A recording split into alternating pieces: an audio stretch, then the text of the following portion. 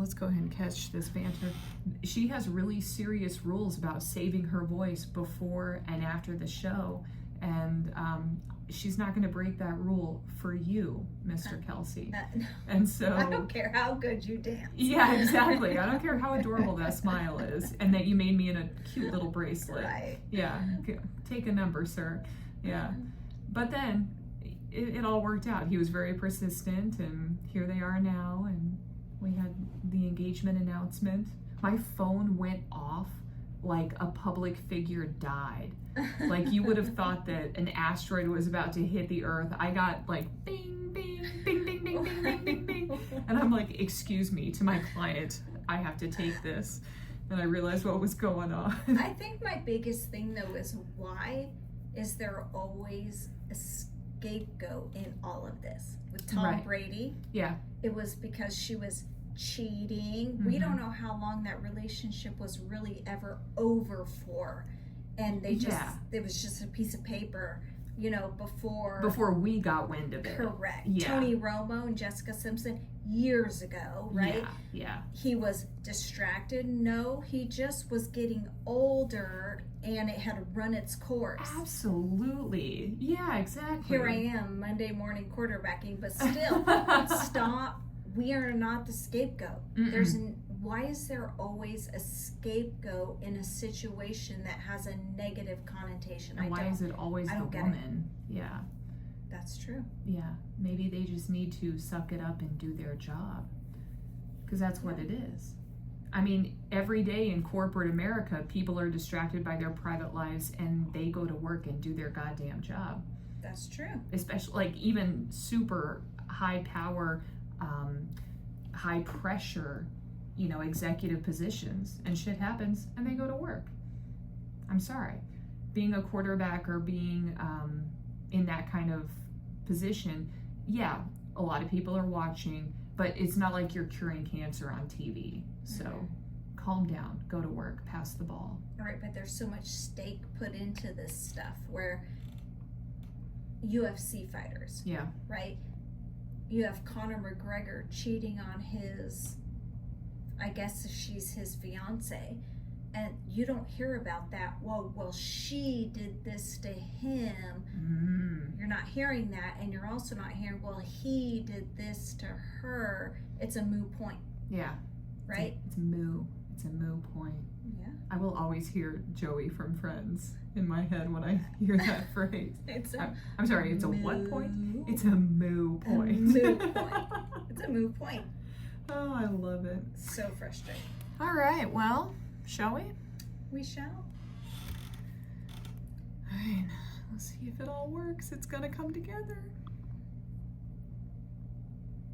All right, you're listening to Softcore Detachment, the podcast where soft hearts grow sharp boundaries and healing gets gloriously unhinged. I'm your host, Catalina, recovering perfectionist, certified chaos gremlin, and Softcore CEO of Emotional Detachment. With me is Joni, producer, partner in crime, defender of boundaries, and professional glow-up baddie. That is me, and I am her. Yes, she is. Hey, let's get messy. Let's do it. Let's do this.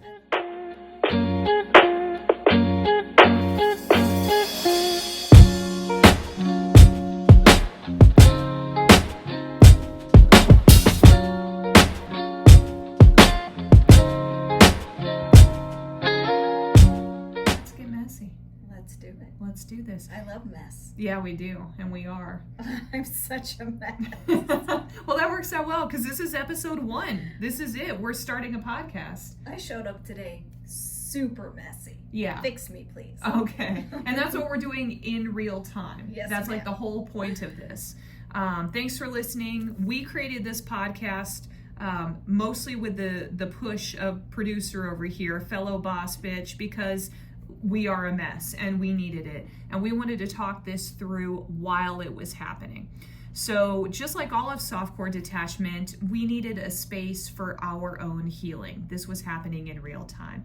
A place where softness is not weakness, and where boundaries aren't cold. They're part of healing, and they are necessary for survival. And all of this is happening right now. We want to go through it with you, not after the fact, but while it's happening. What do you think? You know what?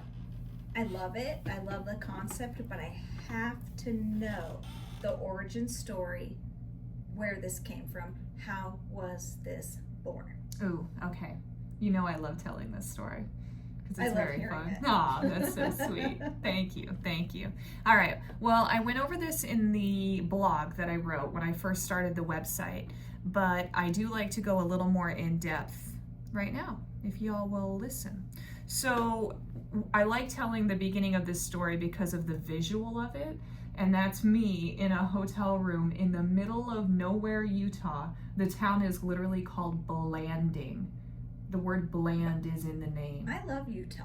Utah has a special place. Oh, it's for me. gorgeous. It's beautiful. It'll be an episode one day. I love Utah. Yeah. No, and we were in this area of southern Utah where the natural beauty cannot be matched. The national park is called Bear's Ears. Ooh. There's this formation off in the distance. It looks like little bear ears sticking up. And you're on this mesa, so just a little higher up, you know, and you can drop down and you can just see for miles. You got red rock formations, beautiful sunrises, beautiful sunsets. Literally can't be beat. So Utah holds a very special place in my heart. However, this little town, middle of nowhere, it's like a 4-way stop. And that's all you got. You blink, you miss it. 100%. So my dad and I were up there with my kids looking for Native American artifacts. We had access to some beautiful dwellings, you know, that had been built hundreds of years ago, built into the cliffs. And we were exploring those for a couple days. We were doing great, having a wonderful trip. Now, back it up, because I was detoxing from what I had done to myself, and that was drink myself nearly to death the Friday before we left. Been there. Yeah. Yep. I think a lot of people have. And what's interesting is I'm on sobriety TikTok. That's one of my little, For You page curated things.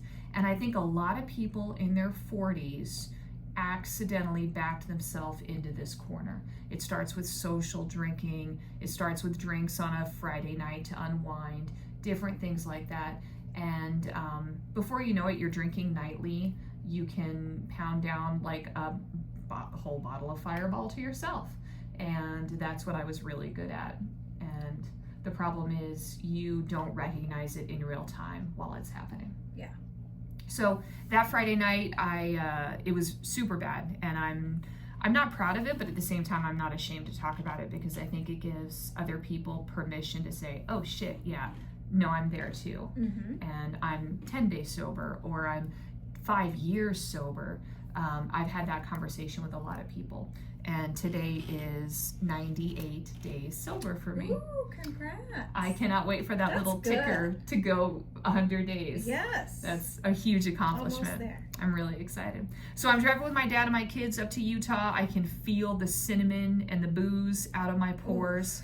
We get up there and we start, we're camping, we're hiking, we're going in and out of canyons. My kids are doing that beautiful thing that kids do once they get out in nature. They're digging in the dirt, they're playing with trees, they're throwing rocks, they're being kids again. It's so beautiful and magical, And I'm spending that whole time putting little pieces of myself back together and trying to find that shit. And my dad's a huge part of that. He's my best friend. And he and I are talking and trying to figure it all out. So we have a breakthrough moment on day 2, maybe 3, and that next day was going to be our hardest hike. I'd been training for it. It was going to be 4 miles in, 4 miles back out. Big day. And it's not like we're on trails. These are like deer trails. So we're dropping into canyons. There's, you can't see where you're going. You got to scramble. It was going to be a hard day. So we drop into our first canyon, we pull out, drop into the second canyon. My dad falls behind. Now this man will out hike all of us. He is an expert. So I got worried. I start paying attention to him. We start slowing down. And for all intents and purposes, he collapses. It's not that hot of a day. Nobody is sweating yet. And this man is sweating. He is cold, he's clammy, and I'm pretty sure that he's having a heart attack. some kind of a cardiac event. So we get him under the shade of a tree, we start cooling him down, fanning him off, hydrating, and I start going through my options. You have that moment where it like pulls you out of your own shit and you become that bitch that like handles shit. You know, you get into mom mode. You're like, okay, what are our resources? What do we have available to us? What do we have to do? Luckily, he's a smart guy and he hikes with a special Garmin GPS that will always have a signal to like a NORAD satellite or some shit like that. And so I ask him, I'm like, you know, we tried to get him up a couple times. He collapses again. Like he can't even sit. All he can do is lay down. And so we've been sitting there for about 30 minutes. He's not getting any better. His resting heart rate is like 115, 120, 130. And for like an old guy, I mean, that's horrible. Yeah. And so I'm like, Daddy, what do I do? You know? And he goes, we got to call for help. We need SOS. So we call a helicopter. They come find us. They had to come from Moab. So all together, from the time he collapsed to the time medical was there, it was an hour 15. If it had been a heart attack, he would have died. And this is the shit that I talk about in therapy, you know, because it's terrifying. And so they come in, they assess him. My dad is worried about us because if the helicopter takes him and leaves us there, he was our guide. We are not finding our way out of there. We're not making it back to the truck. My sweet son Silas, convinced that he could have let us out. You know him, you know. He's like, Mom, I could have taken care of you. You know, he could man up. He would have. He would have. And he had his own little Garmin GPS with the trail, you know, the map that we had. But, you know, the day's getting hotter. We've already almost run out of water. There's no way. And so they send out a sheriff. They call out a sheriff and they're like, all right, we got a mom and her 2 kids out here. We're taking the dad, the grandpa. You're going to have to come find them. It would have been 2 or 3 hours for him to come find us. And my dad is begging him. They're like, please take my daughter and the kids to the truck with the helicopter. I'm stable. I'm fine. And medical guy, he's cutthroat. He's like, I'll be the judge of that. And he assesses him. He runs down the stats and everything. And he determines, yes, you're stable. You're fine. So they load me and the kids up in the helicopter. It was like a 5-minute ride to get back to the truck. It took us 2 hours, right, on foot. We get back to the truck. Just then, the sheriff pulls up in his truck. I've never been so happy to see anybody in my life. He was such a sweet guy. And he sits there, and we talk back and forth, and he lets us eat our sandwiches and kind of decompress. And then he leads us back out to the main road, because that was a horrible drive. My dad was used to it. He's done that drive a number of times over the years. I did not want to drive that alone. And so this guy led us out to the main road. We chatted for a little bit. He said, you've got this. You're going to drive back to Blanding. You've got a hotel waiting. You've got this. And I believed him 100%. So we get there. I'm in the hotel room. We get the kids some burgers. I say we, like there's more than one person. It's me. You. I am her. I am alone with my dad's giant ass truck with a shell on it. I can't see out either side. Full of camping gear. And I'm like, at the hospital. He's in another state. The only place that they could take him for good medical care was Farmington, New Mexico. So he's gone, you know? You're truly I am so alone. Yeah. But with your babies. With my babies, and I've got a mom up. But I have this moment, this breakdown of like, I can't fucking And you're do hungover. this. No. Like, Okay. that was days ago. Okay. Yeah. My soul is still kind of hungover. Sure. You know? But I bootstrapped up. I've gotten us this far. We got burgers and milkshakes. They're watching TV, and I'm in this room, and I'm holding onto my phone, talking to ChatGPT. Now, I know that you haven't had as much experience with ChatGPT as I have. She doesn't like me. Let me tell you, I have curated this AI creature perfectly. She's snarky, but she's supportive. And it's a she in my mind, right? It has to be. And I'm sitting here and I'm like, look, here's what just happened. I gotta pull my shit together. Help me. And she goes, okay, bitch, here's what we're gonna do. You're gonna stretch, you're gonna meditate, you're gonna go onto psychology.com, you're gonna type in your zip code, and you're going to sign up for therapy because you got some work to do. You got to get through this shit. Now, does she know you major in? Yeah. She knows my background. And Okay. Joni, you just brought up such a great point, because I have been so resistant to therapy because I have a goddamn master's degree in psychology and I'm convinced I can fix myself. And my therapist day one said, if you were a surgeon and you needed heart surgery, could you do that for yourself? No. Oh my God. You hire a doctor. You get a doctor to Right. do, right?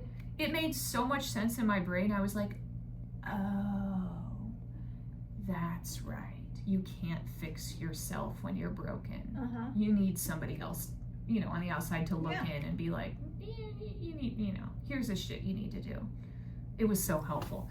So I did that. I reached out to like 3 different therapists. I put emails in, and then I went back to ChatGPT like this. And we're joking around. I know that sounds silly, but I needed touch points. Yeah. I needed like messaging back and forth. I needed that dopamine hit because I wasn't able to get it from the people in my life at that moment. And that's another story. And so she's saying things like, bitch, you are going to pull yourself out of this trash can fire like a raccoon covered in flowers and trash. And you're gonna handle your business, and then we can fall apart later. But your kids need you right now. And I'm laughing my ass off because I love that image. And I'm like, okay, show me a picture of that. And she does. Dirty raccoon. Show me this dirty raccoon covered in flowers. And she puts this like raccoon that is so cute and cartoony, covered in pretty flowers. And I'm like, okay, I would buy that, put that on a shirt. And she does this little mock-up shirt. And I'm like, okay, we can cash in on my crash out right now. Like, let's make some money, bitch. And let me get another friend who's burning in the dumpster. Let me pull this girl along with me. Here she is, Joni, everyone. And there's my co-host for the evening. And so that got me laughing. It kind of got me out of the shock of what had just happened. So in 5 days. Yeah. From start to finish, all of this. All of that had happened. Yeah. Wow. Yeah. And so yeah, I got out there, I mommed, I took care of my kids, I debriefed with each of them because you daughtered. I daughtered. Actually, my dad's charger in the hospital, his phone had died, and so I door dashed in Farmington, New Mexico from a Best Buy, and he was like, how did you do this? And I'm like, I daughtered. Me and the raccoon, like, we got you, Dad, And so my mom drove up from Tucson to go get my dad. I drove the kids back from Utah by myself in that big ass truck. And I did it. I needed that. As horrible as it was to go through something like that, I needed to remember that I was capable of handling that shit. So I got home, we got settled, and I went back to ChatGPT and I was like, okay, so what does it take to start a small clothing business? Like, what do I have to do? I want to wear this raccoon on my shirt. This sweet little raccoon holding a flower, I have a shirt that has a knife. That's right. Yeah, because sometimes this raccoon defends your boundaries with a knife. We'll get into boundaries. We'll talk about that in next episodes. So we put it all together and I created Softcore Detachment with this idea that you mess up and you fuck up and you regret things, but you keep moving forward and you learn and you can look adorable and fabulous while doing it. And that's where it all came from. There's my origin story. I love that. Thank you. But I know it has to feel super personal to you. And just in talking with you and learning the brand and learning the vision, I have to say it taps into my interpersonal stuff as well. And just today when I was defending my own boundaries with somebody, I was tapping into this. Yeah. Right? And you don't really realize how much something can affect you so positively if you kind of take it by the horns and run with it. Big time. Yeah. Big time. Well, and you're speaking to that next level. It wasn't, after a while, it wasn't just about t-shirts and water bottles, right? It was about living that lifestyle and encouraging other people to do it too. And you were my first client where I recognized she doesn't just need like personal training and nutrition. Like, we needed something more. Oh, yeah. And that's where that next level came in. Oh, yeah. No, you're talking a dumpster fire here, right? Yeah. Totally needed some help, not just with strength and training and nutrition and keeping myself healthy physically. There's a mental aspect and an emotional aspect that I was grasping everywhere around for and couldn't find until I found this. I love that. Yeah. And you've done really, really well. You've made crazy progress. And I know it doesn't feel like that all the time, but you have. And I know that we're going to dive into your personal story in future episodes, and I can't wait to learn more about Just that. bring tissue. And share. Yeah, no kidding. Because again, it's ongoing. That kind of stuff, you know, it comes easy because that's who we are, and that's how this podcast is going to go. It is vulnerable and it is personal, and I think that's what people want. I think that so much of what's out there right now is really filtered, literally, and like you do pick and choose. This is my best angle, and you delete 500 pictures and then post the one that makes you look best. And I think what we can really do and how we can serve people best is to, you know, let's just let it all out. Let's be real. Well, that's why we're here. Let's get messy. We are messy. Yeah, because we messy bitches. And I don't care about really cleaning it up. Yeah, exactly. So yeah, you know, I'm not a guru. We're still learning as we go. We're going to make mistakes, both literally with the podcast, because we recorded 4 full episodes yesterday and then had to scrap them all because I'm not a sound editor or a mixer. And so yeah, we're learning as we go. And we'd like to bring you along with us. So stay tuned. We are going to include you in a lot of fun stuff like healing rituals, glow up practices, self-care routines, anything and everything to help you create a softcore detachment lifestyle. I'm hoping you gain tools for your own journey, a sense of community with us. We want you to be a part of it, and validation, because babes, you are not alone. Like, there's a lot of people who are going through stuff, and we want you to feel the audacity to thrive, not just survive. All right, so stay tuned each week. We're going to talk about boundaries, how to fake it when you've been crying in the car for 15 minutes. We gotta pull your shit together and get in here and record some podcasts. Glow up rituals, how to detach without becoming cold. That's an important skill to learn. And we're going to sprinkle in fun stuff too. Raccoon wisdom, guest spots, and the glow up of the week. So until next time, stay soft, stay messy, stay detaching like the feral raccoon that you are. And remember, we love you and all your light and darkness.